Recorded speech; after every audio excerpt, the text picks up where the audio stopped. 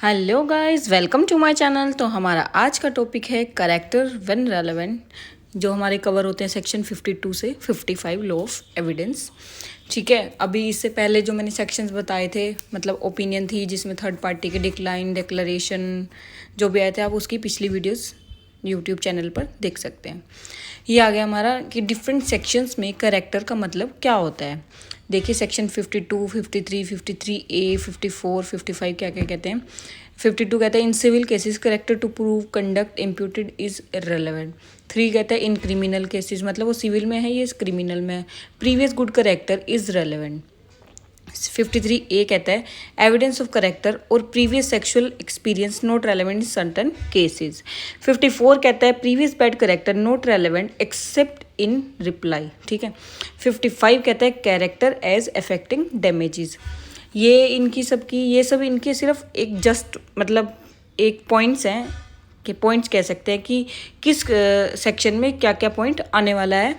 मतलब जैसे 52 में सिविल केसेस में डील करता है, तो करेक्टर किस तरीके से डील होगा। 53 में क्रिमिनल का पॉइंट ऑफ व्यू देखा जाएगा। ठीक है। 54 में हमारे पास क्या कहते हैं, किस तरीके से इसको करेक्टर को रेलेवेंट माना जाएगा और क्रिमिनल केसेस में। और 55 में हमारे पास डैमेजेस। आइए देखते हैं हमारा मीनिंग क्या है इसका। Character is nothing but a reputation of a person and the reputation can be good और बैड। कि रेपुटेशन पे डिपेंड करता है कि करेक्टर कैसा है। करेक्टर कुछ नहीं है, मतलब बस ये करता है कि अच्छा है कि बुरा, उसकी रेपुटेशन से पता चलता है। When the person has examined in respect of other particular things, जब पर्सन को किसी अदर चीज़ों के बेसिस पे मतलब उसको एग्जामिन किया गया। फॉर एग्जांपल कि एक इंसान से पैसे के लिए उसको कह दिया कि ये तो बहुत लालची, ही इज़ वेरी ग्रिडी। ठीक है। एंड उसके पास नेक्स्ट पॉइंट है when the person is set of virtues can be good और बैड। कि अगर सेट ऑफ वर्च्यूज है तो वो गुड और बैड उसके बेसिस पे डिसीजन उसका करेक्टर का ले सकते हैं। According to the character the court can easily reach to the conclusion. कि कोर्ट करेक्टर के बेसिस पे किसी भी कंक्लूजन पर पहुंच सकता है कि वो पॉजिटिव ही लेगा आंसर या नेगेटिव। आइए देखते हैं हमारे सेक्शन 52 का कहता है। पहला section, in civil cases character to prove conduct imputed is relevant. ठीक है, सिविल केसेस में डील करता है, पहली बात तो इससे पता ही चल रहा है हेडिंग से। Basically in civil cases the evidence of good और bad character will not be helpful because in civil cases defendant और accused have to give compensation to the complainant. Example देखिए, a person has filed a money recovery suit. Money recovery suit उसने file करा है person ने, and the other party said the he is a person of good character. कि किसी ने बोल दिया कि वो तो गुड करेक्टर का है और दूसरे ने मनी रिकवरी के लिए सूट फाइल कर दिया, and the suit should be rejected.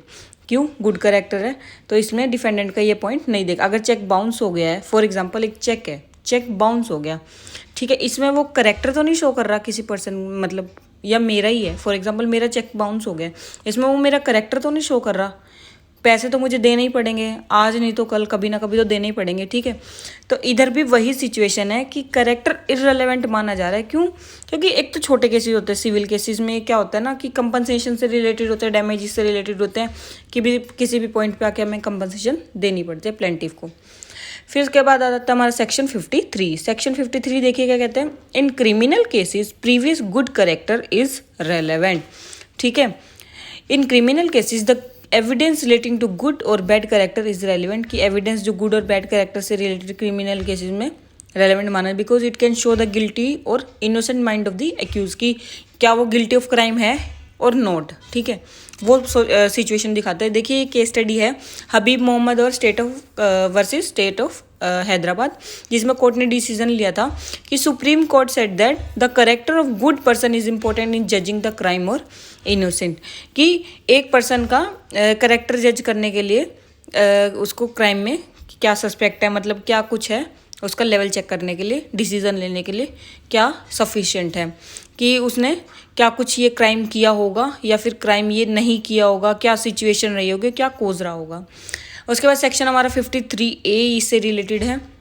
ये देखिए क्या कहता है, एविडेंस ऑफ करेक्टर और previous sexual experience not relevant in certain cases, की सर्टन केसेस में ये सेक्सुअल एक्सपीरियंस के बेसिस पे उसको रेलेवेंट नहीं माना जाता। Offence relating to women such as modesty, force etcetera, in such cases evidence of the character of victim और of such person previous sexual experience with any person shall not be relevant, कि इन सब के basis पे उस चीज़ को मतलब sexual experience के बेसिस पे किसी बंदे के करेक्टर को रेलेवेंट नहीं माना जाएगा कोर्ट में किसी भी तरीके से, ठीक है।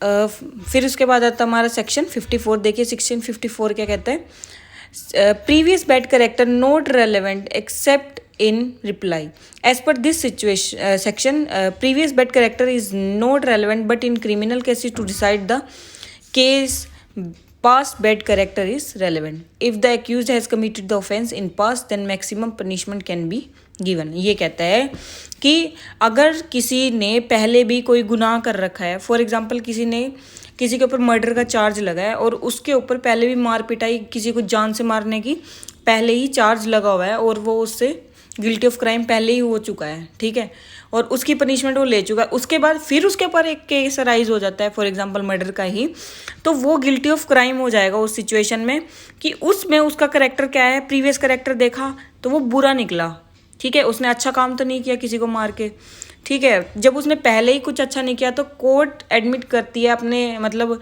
प्रिसेप्ट करती है कि मतलब वो सिचुएशन की उसने पहले जब सही नहीं किया तो बाद में क्या सही करेगा, तो वो वहाँ पे गिल्टी ऑफ क्राइम, तो उसकी पनिशमेंट बढ़ जाएगी। देखिए नेक्स्ट सेक्शन हमारा लास्ट सेक्शन है ये क्या कहता है, character as affecting damages in case of defamation, defamation के केसेस में, मानहानि के केस में जहाँ पे तुम्हारी रिस्पेक्ट हो, किसी ने हर्ट किया है, द एविडेंस ऑफ गुड और bad character of plaintiff is relevant to deciding the amount of damages that the plaintiff will get, जो प्लेंटिफ को दिया जाता है डिफेंडेंट के द्वारा। If the character of plaintiff proven not pure, ठीक है, then amount of compensation will be reduce. ये कहता है कि डेफामेशन के केस में, मानहानि के केस में अगर कोई प्लेंटिफ मतलब गलत पाया जाता है, कि कहता है कि वो भी ऐसा ही बदतमीज सा है, मतलब उसको भी तमीज़ नहीं है बात करने की, और जिसकी वजह से लड़ाई बढ़ जाती है, तो उस केस में कहेगा सामने वाला डिफेंडेंट के लिए ये सही साब मतलब सही का मतलब वो भी गलत तो है ही है, तो वो कह देगा कि अमाउंट ऑफ कंपनसेशन जो प्लेंटिफ को देनी है वो थोड़ी कम हो जाएगी कोर्ट के द्वारा, इससे ज़्यादा कुछ भी नहीं होगा। So thanks guys, thanks for watching my video and please शोर योर लव यार, कि अपने चैनल लाइक करें, चैनल को सब्सक्राइब करें, ठीक है, वीडियो को ज़्यादा से ज़्यादा शेयर करें ताकि और नया टॉपिक सजेस्ट करें, सो दैट वीडियो आए